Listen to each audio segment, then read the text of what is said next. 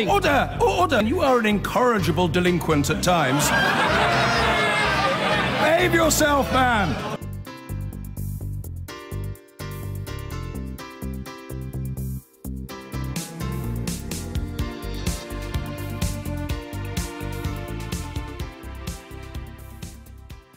Well, now, across America, on the East Coast, President Trump's former right-hand man has backed away from damning remarks in a new book, which sharply criticised the president and his oldest son. But Steve Bannon's lengthy mea culpa hasn't stopped Trump allies calling him vindictive, out of touch with reality. Let's go live now to Porrick O'Brien in Washington. Porrick. John, last week we had round one of the presidency 2018. We had this book by Michael Wolff versus the President of the United States of America. Over the weekend, he was in Camp David in a show of support by the leadership of the Republican Party there. It is Monday. It is round two. We have Steve Bannon, his ex-chief strategist, apologizing for those comments, so he's pretty much face down on the canvas. And we have the great American bruiser-in-chief. The gloves are off, the knuckles are bloody, but he's still in the ring. In the turmoil of Trump world, reading the smoke signals is fraught at the best of times. A small electrical fire on the roof of Trump Tower, New York this morning. Look at this, guys. This is freaking Trump Tower on fire. The last 48 hours attempts to shut down the backdraft from Michael Wolff's book. Stephen Bannon, for example, reaffirmed his support for the president, said he didn't think Donald Trump Jr. was treasonous and unpatriotic for meeting with Russians as quoted in the book. Said that description was aimed at former campaign chairman Paul Manafort. Michael Wolff hit back at Bannon this morning.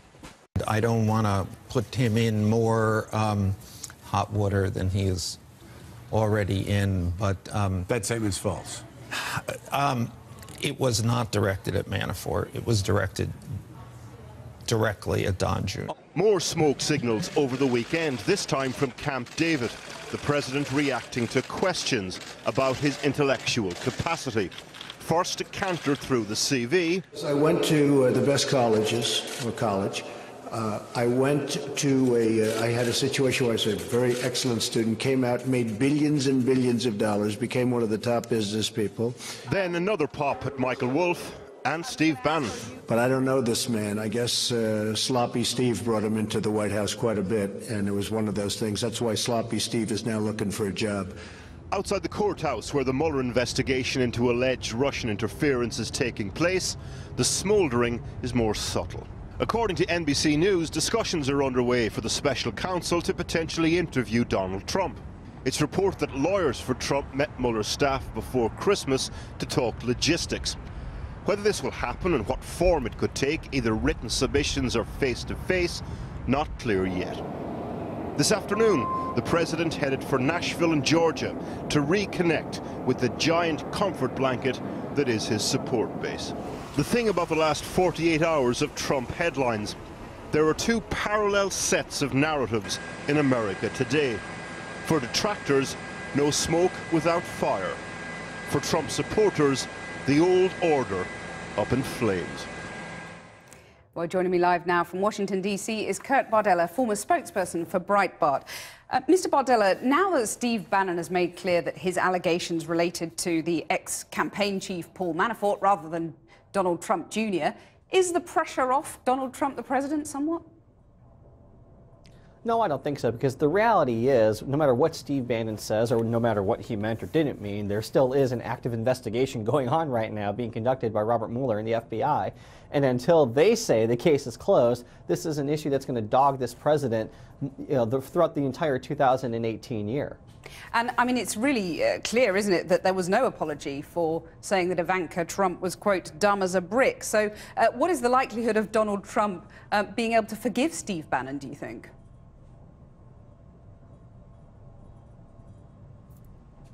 I'm not sure whether you're still hearing me. Are you hearing me saying that Steve Bannon made no apology for calling Ivanka Trump dumb as a brick?